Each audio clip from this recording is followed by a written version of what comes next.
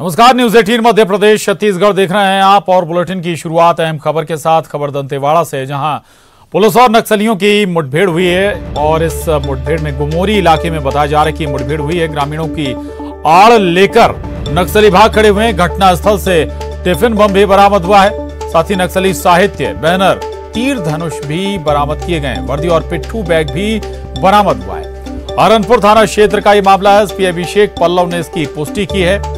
तो दंतेवाड़ा में पुलिस और नक्सलियों की मुठभेड़ हुई, हालांकि नक्सली भाग खड़े हुए। दरअसल ग्रामीणों की आड़ लेकर नक्सली भागने में कामयाब रहे हैं। दंतेवाड़ा के गुमोरी इलाके में बताया जा रहा है कि मुठभेड़ हुई है, लेकिन पुलिस को नक्सली साहित्य, बैनर, तीर धनुष, वर्दी और पिट्ठू बैग भी बरामद हुआ है। अरनपुर थाना क्षेत्र का मामला है। ये तस्वीरें भी देख पा रहे हैं आप। बड़ी मात्रा में नक्सलियों से जुड़ी सामग्री बरामद की गई है। हालांकि नक्सली यहां से भागने में जरूर सफल रहे हैं। ग्रामीणों की आड़ में नक्सली वहां से भाग खड़े हुए। तो दंतेवाड़ा के गुमोरी इलाके में यह मुठभेड़ हुई पुलिस और नक्सलियों के बीच।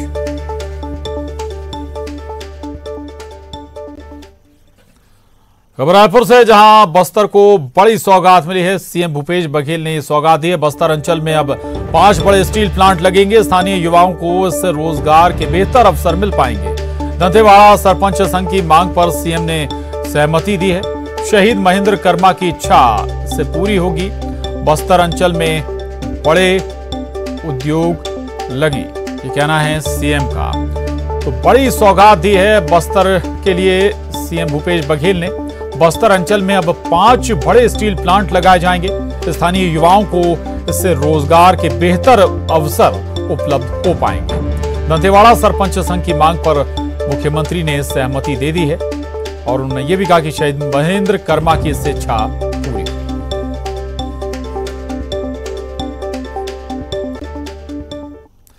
खबर अंबिकापुर से, जहां बीजेपी सांसद रामविचार नेताम का बड़ा बयान आया है। मरवाही उपचुनाव को लेकर उन्होंने गंभीर आरोप लगाए। छत्तीसगढ़ सरकार पर ये आरोप लगाए गए हैं। प्रशासनिक आतंकवाद फैलाने का आरोप रामविचार नेताम सरकार पर लगा रहे हैं। बीजेपी और जेसीसीजे के कार्यकर्ताओं को सरकार डरा रही है, ये आरोप रामविचार नेताम के हैं। तो अंबिकापुर से बड़ी खबर है।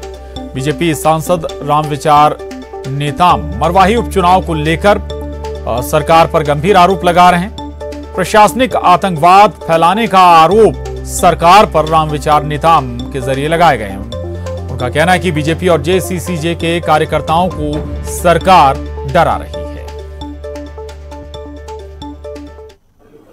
अत्याचार, अन्याय की पराकाष्ठा है और नियमों का, कानूनों का जिस प्रकार से धज्जियां उड़ रहा है पूरे प्रदेश में, और उसका जीता जागता उदाहरण मरवाही क्षेत्र में देखने को मिलेगा।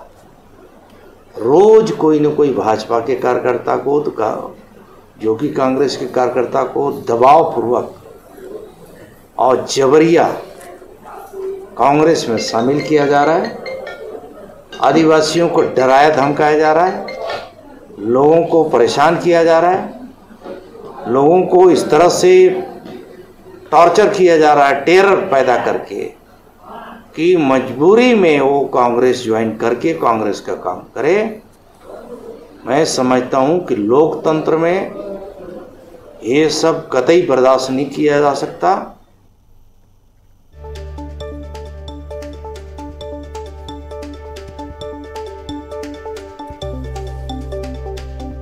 बीजेपी सांसद रामविचार नेताम गंभीर आरोप लगा रहे हैं सरकार पर। वो कह रहे हैं कि सरकार प्रशासनिक आतंकवाद फैला रही है मरवाही सीट पर, और इतना ही नहीं, बीजेपी और जेसीसीजे के कार्यकर्ताओं को सरकार डरा रही है। सरकार पर, छत्तीसगढ़ सरकार पर गंभीर आरोप लगाते हुए बीजेपी सांसद रामविचार नेताम, उनका बड़ा बयान। वो कह रहे हैं कि छत्तीसगढ़ सरकार प्रशासनिक आतंकवाद फैलाने का काम कर रही है, डराया जा रहा है बीजेपी और जेसीसीजे के कार्यकर्ताओं को।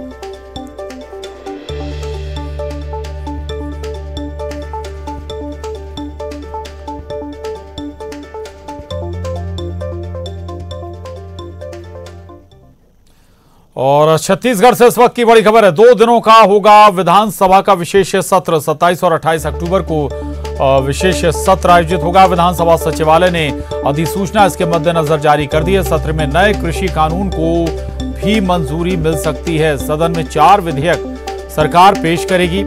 राज्यपाल ने विशेष सत्र बुलाने की अनुमति दी है। संसदीय कार्य मंत्री रविंद्र चौबे ने राज्यपाल से मुलाकात की थी इस संबंध में। ये बड़ी खबर है छत्तीसगढ़ से।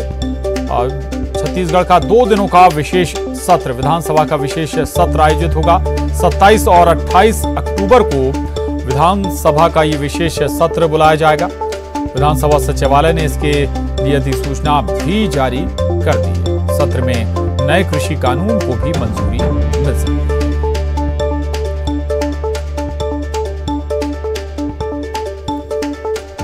सुरेंद्र हमारे साथ जुड़ गए हैं जानकारी के साथ। सुरेंद्र, काफी महत्वपूर्ण होगा ये 2 दिनों का विशेष सत्र, खासतौर से जैसा कि बताया जा रहा है कि नए कृषि कानून को भी मंजूरी इसमें दी जा सकती है।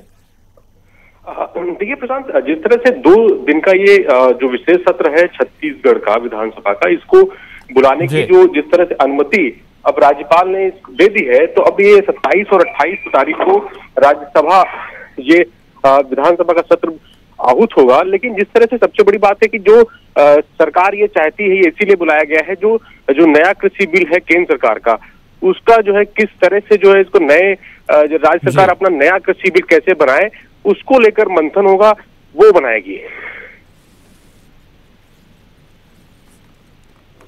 ये महत्वपूर्ण है, यानी कि केंद्र के कृषि बिल की काट यहां पर करने की कोशिश। हालांकि पंजाब में ये शुरुआत हो भी गई है। अब छत्तीसगढ़ हम कहें कि इस कड़ी में अगला राज्य होगा। सुरेंद्र, सबसे बड़ी बात पंजाब में जो MSP जो है, वहां पर जो बिल राज्य सरकार ने पंजाब में जो पास किया है, उसमें ये कहा गया कि MSP से अगर नीचे कोई भी खरीदी करेगा तो उसको दंड दिया जाए।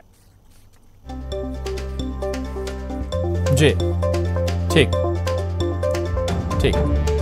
चलिए, बहुत महत्वपूर्ण जानकारी आपने दी। शुक्रिया सुरेंद्र आपका इस पूरी जानकारी के लिए, धन्यवाद। आगे बढ़ते हैं। चुनाव प्रचार के दौरान पूर्व मुख्यमंत्री कमलनाथ शिवपुरी की करेरा सीट पर पहुंचे, जहां उन्होंने कांग्रेस प्रत्याशी के पक्ष में वोट करने की अपील की और एक बार फिर कर्ज माफी की बात कही। कमलनाथ ने मुख्यमंत्री शिवराज सिंह चौहान पर तंज कसते हुए कहा कि कर्जा माफ नहीं हुआ, जबकि हमने 27 लाख किसानों का कर्जा माफ किया है और फिर सरकार बनेगी तो हम हर किसान का 2 लाख रुपए तक का कर्जा माफ करेंगे। कहते कर्जा माफ नहीं हुआ, कर्जा माफ नहीं हुआ। शिवराज सिंह जी, आप तो 15 साल झूठ बोलते रहे, बच्चों ने आपको समझ लिया। आप शिवराज सिंह जी 7 महीने चिल्लाते रहे कर्जा माफ नहीं किया, कर्जा माफ नहीं किया, पर अभी 15 दिन पहले विधानसभा में खुद ही स्वीकार करना पड़ा कि 27 लाख किसानों का कर्जा माफ हुआ है। हमारा दूसरा किस्त चल रहा था, तीसरा किस्त 1 जून से शुरू कर रहे थे और 1 जून से तीसरे किस्त में हम हर किसान का फजल ऋण माफ करने जा रहे थे और हमारा वचन है कांग्रेस की सरकार बनेगी, हम हर किसान का 2 लाख रुपए तक का कर्जा माफ करेंगे। और इंदौर जिले के सांवेर विधानसभा उपचुनाव में कैबिनेट मंत्री पद से इस्तीफा दे चुके तुलसी सिलावट का भविष्य भी तय करेगा। पिछले चुनाव में उन्होंने कांग्रेस के टिकट पर यह सीट महज 2700 वोटों के अंतर से बीजेपी के डॉक्टर राजेश सोनकर को हराकर जीती थी, लेकिन अब कांग्रेस ने उनकी राह रोकने के लिए अपने दबंग नेता प्रेमचंद गुड्डू को मैदान में उतारा है। इसलिए प्रेमचंद गुड्डू को घेरने के लिए पूरी बीजेपी लगी हुई है और जैसे जैसे मतदान की तारीख नजदीक आ रही है, दोनों ही प्रत्याशी एक दूसरे पर धनबल और बाहुबल से चुनाव प्रभावित करने के आरोप प्रत्यारोप लगाने लगे। ऐसे में सांवेर सीट पर चुनाव आयोग की भी पैनी नजर है। वो तो कांग्रेस खुद करती है, वो कभी मोटरसाइकिल बांटने की बात कर रहे हैं, कभी सरपंचों को 4 व्हीलर देने की बात कर रहे हैं, हमारे दलित समाज को खरीदने की बात तो कांग्रेस कर रही है, वही पंछी कर रहा है। और हमारा एक भी समाज बिकाऊ नहीं है, स्थिर है, स्थायी है और टिकाऊ है। और कांग्रेस तो धरातल में चली गई और मेरे कार्यकर्ताओं कोई डरता नहीं है। पूरा मध्य प्रदेश, पूरे देश की भाजपा मेरे कार्यकर्ताओं के पीछे खड़ी है।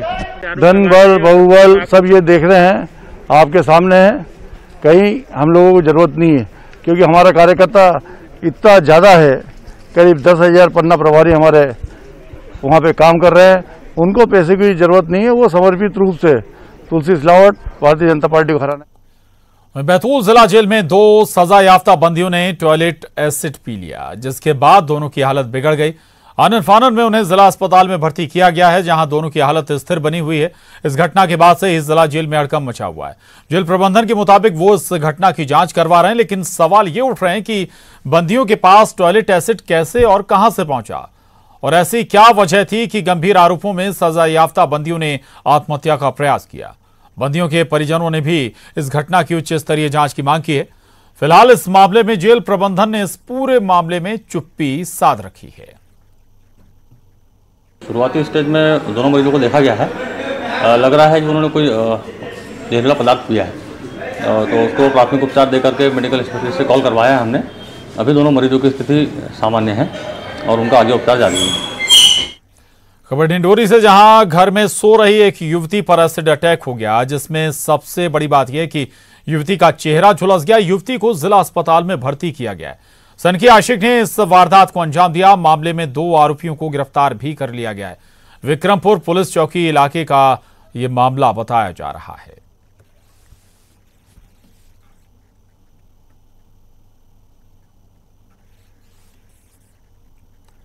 उधर उज्जैन में जहरीली शराब से हुई मौत के मामले में बिसरा रिपोर्ट से बड़ा खुलासा हुआ है। उज्जैन एसपी सत्येंद्र कुमार शुक्ला की माने तो भेजे गए सभी 12 सैंपलों में एथेनॉल और मेथनॉल की पुष्टि हुई है। रिपोर्ट के अनुसार बिसरा में अल्कोहल और जहरीला तत्व पाया गया। विशेषज्ञों की माने तो मेथनॉल इतना घातक होता है कि इसको 10 ml मात्रा से भी मनुष्य अंधा हो सकता है। अब पुलिस इस बात की भी जांच कर रही है कि मेथनॉल बनाने के लिए सभी आरोपियों ने कहां से स्प्रिट और अन्य रासायनिक पदार्थ खरीदे थे। पोस्टमार्टम रिपोर्ट के आधार पर विस्तृत परीक्षण के लिए 12 सैंपल भेजे गए थे, 12 व्यक्तियों के भेजे गए थे और वो सभी रिपोर्ट अभी तक हमारे पास आ चुकी हैं। उसमें एथेनॉल और मेथनॉल नामक पदार्थ, जो अल्कोहल और मेथनॉल भी एक उसी की क्वालिटी, और मेथनॉल थोड़ा जहरीला होता है, वो आ गया है और उसकी पुष्टि एफएसएल रिपोर्ट में हुई है। वहीं जगदलपुर में कोविड हॉस्पिटल में सस्पेक्टेड वार्ड में 40 साल की महिला की मौत के बाद उनके शव से सैंपल लिए गए थे। उनकी रिपोर्ट पॉजिटिव मिली। ऐसे में एहतियात के साथ उसका शव नगरनार भेजा गया, जहां तहसीलदार और रेड क्रॉस सोसाइटी के पदाधिकारियों ने ग्रामीणों की मौजूदगी में अंतिम संस्कार करवाया।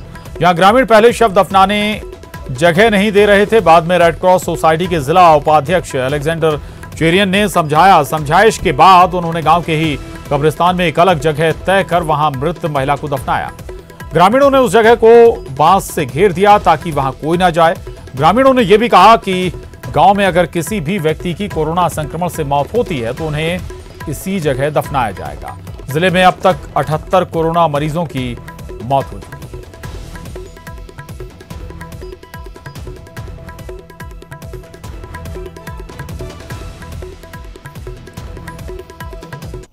और अब आपको ऐसी तस्वीर दिखाते हैं जो स्वास्थ्य विभाग की पोल खोलकर रख देगा। एक और जहां प्रदेश में कोरोना के मरीज आए दिन मिल रहे हैं, ऐसे में मरीजों को एम्बुलेंस की सुविधा नहीं मिल पा रही। लेकिन दूसरी तस्वीरों में देखिए आप कैसे एम्बुलेंस से सामान की ढुलाई हो रही है। ये तस्वीर बेमेतरा के जिला अस्पताल की है, जहां जितनी एम्बुलेंस चल रही हैं उससे ज्यादा एम्बुलेंस खराब पड़ी हुई हैं। यहां एम्बुलेंस को मालवाहक वाहन बना दिया गया है। अस्पताल प्रशासन ने कोविड-19 से जुड़े सारे सामान जैसे कंबल, सैनिटाइजर की ढुलाई के लिए इन एम्बुलेंसों को लगा दिया है। इतना ही नहीं, आपको ये भी बता दें कि जिले के सबसे बड़े अधिकारी सीएमएचओ और सिविल सर्जन भी जिले की एम्बुलेंस का उपयोग करके कलेक्ट्रेट में मीटिंग में आने जाने के लिए करते रहते हैं, जिसको लेकर कई बार कलेक्टर की ओर से फटकार भी लगाई जा चुकी है। वहीं भारी वाहनों की ढुलाई के लिए अधिकारी कलेक्टर के आदेश होने का हवाला भी देते रहते हैं। इसका खामियाजा मरीजों को भुगतना पड़ रहा है। इसमें कोविड केयर के लिए ब्लैंकेट वगैरह है और कुछ मेडिसिन है। सारा सामान होगा इसमें पूरा भरा हुआ है? पूरा भरा है। तो ये कितने दिन से आ रहे हैं सामान? तो मैं अभी 3 दिन हुआ जानी के, बस मेरे को पता नहीं है। इसी से आ रहा है सारा सामान?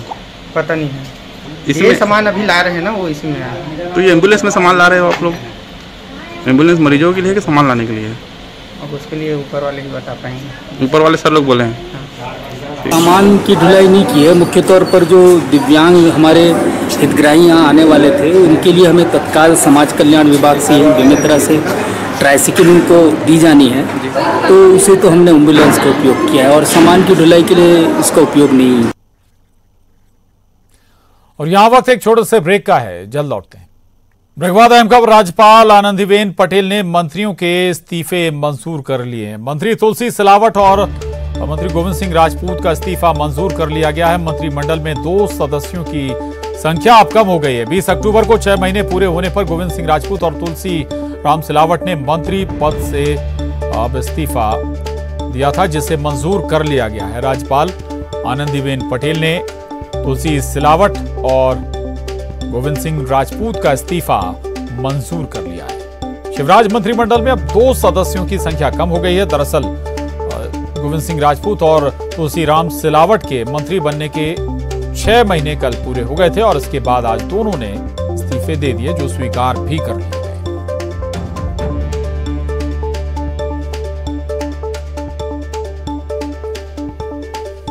तो आपको एक बार फिर बता दें, तुलसी राम सिलावट और गोविंद सिंह राजपूत के मंत्री बनने के बाद 6 महीने कल पूरे हुए थे और मंत्री बनने के साथ आप 6 महीने के अंदर विधायक होना जरूरी है। और चूंकि गोविंद सिंह राजपूत और तुलसी राम सिलावट दोनों विधायक नहीं है, इस लिहाज से इनका इस्तीफा देना जरूरी था और इन्होंने आज इस्तीफे दे दिए।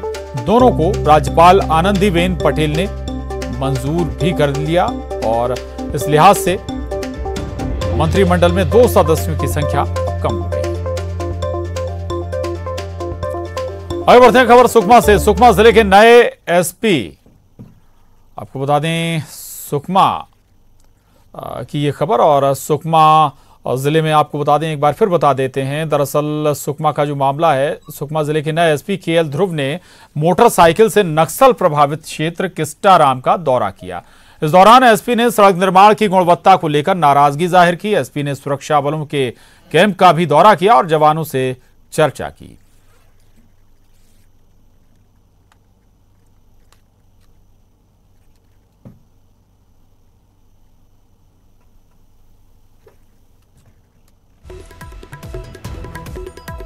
तो आपको एक बार फिर बता दें, सुकमा जिले के नए एसपी केएल ध्रुव ने मोटरसाइकिल से नक्सल प्रभावित क्षेत्र किस्टाराम का दौरा किया और इस दौरान एसपी ने सड़क निर्माण की गुणवत्ता को लेकर नाराजगी जाहिर की। एसपी ने सुरक्षा बलों के कैंप का भी दौरा किया और जवानों से चर्चा की।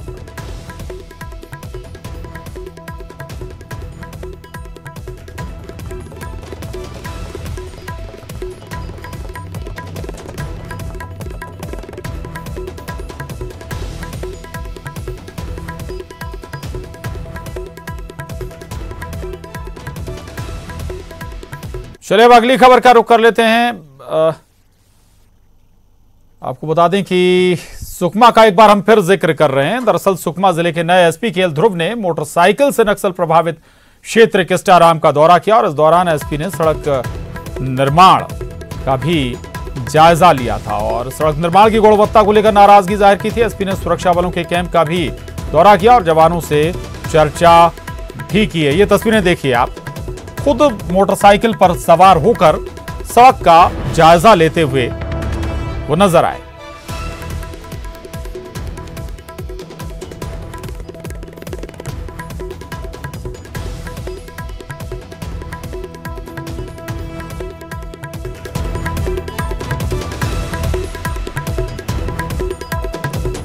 बड़ी खबर, इंदौर का राशन माफिया मोहन अग्रवाल को महू पुलिस ने गिरफ्तार कर लिया। आरोपी पर 50 करोड़ के राशन के घोटाले का आरोप है। मोहन अग्रवाल पर कलेक्टर ने रासुका लगाई है। आपको बता दें कि कुछ दिन पहले आरोपी के यहां से 30,000 लीटर अवैध केरोसिन स्टोर करने का भी खुलासा हो चुका है। तो माफिया है राशन माफिया मोहन अग्रवाल, जिसे महू पुलिस ने गिरफ्तार किया है। इंदौर का यह राशन माफिया, आरोपी पर 50 करोड़ के राशन घोटाले का आरोप है। मोहन अग्रवाल पर कलेक्टर ने रासुका लगाई है। आपको बता दें कि कुछ दिन पहले आरोपी के यहां से 30,000 लीटर अवैध केरोसिन स्टोर करने का भी खुलासा हो चुका है।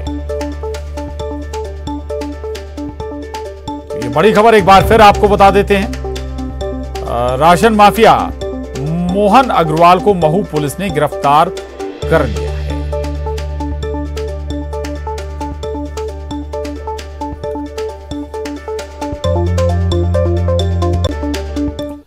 और अब देखिए कैसे तेंदुआ जंगल से भटक कर सड़क पर पहुंच गया। वीडियो में आप देख सकते हैं एक तेंदुआ कैसे कार के आगे पीछे भाग रहा है, कभी रुक रुक कर सामने कार की ओर देखने लगता है, तभी आसपास कार सवार उसे कैमरे में कैद कर लेते। एक साथ कई वाहनों को चलता देख तेंदुआ एकदम से घबरा गया और बीच सड़क पर ही दौड़ने लगा। हालांकि कुछ समय बाद जैसे ही तेंदुए को जंगल का रास्ता दिखा वो वहां से भाग निकला। सड़क पेंच टाइगर रिजर्व के नजदीक है, इसलिए आए दिन ऐसे नजारे लोगों को देखने को मिल जाते हैं जब जानवर जंगल का रास्ता भटक कर सड़क पर आ जाते हैं।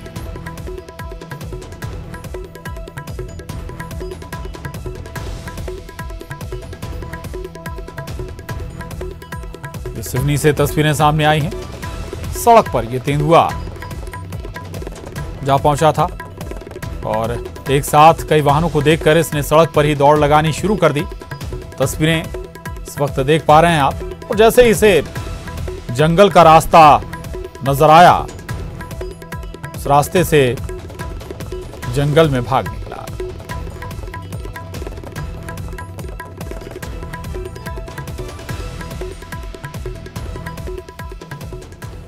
और जिन सांपों को देखकर अच्छों की रूह कांप जाती है, उन सांपों को पकड़कर दुर्ग के नोवा नेचर संस्था की सदस्य सुरक्षित स्थान पर छोड़ने का काम कर रहे हैं। प्रकृति की देन सांपों के संरक्षण की दिशा में नोवा नेचर के सदस्य ऐसे ही प्रदेश के कोने कोने में जाकर न सिर्फ लोगों को सर्पदंश से बचा रहे हैं, बल्कि उन बेजुबान सांपों की रक्षा भी कर रहे हैं जो बेवजह मनुष्य की क्रूरता का शिकार हो जाते हैं। चाहे किसी भी नेचर का सांप हो, नोवा नेचर के इन सदस्यों के सामने आकर वो भी नतमस्तक हो जाता है। सांपों के तेवर देख भले ही आम आदमियों की रूह कांप उठे, लेकिन नोवा नेचर के सदस्य पूरी बहादुरी के साथ हर सांपों का सामना करते हैं। इनकी कार्यकुशलता ऐसी है कि चाहे कितनी ही मुसीबत में लोग और सांप क्यों ना हो, ये दोनों को ही सुरक्षित कर देते हैं। चाहे घर में रहने वाला इंसान हो या फिर गलती से लोगों के घर घुस आया सांप हो, दोनों को जिंदगी देना इनका परम धर्म है। सांपों से जैसे इनका अद्भुत लगाव है, जैसे जहां भी इन्हें खबर आती है फौरन उनका रेस्क्यू करने ये पहुंच जाते हैं।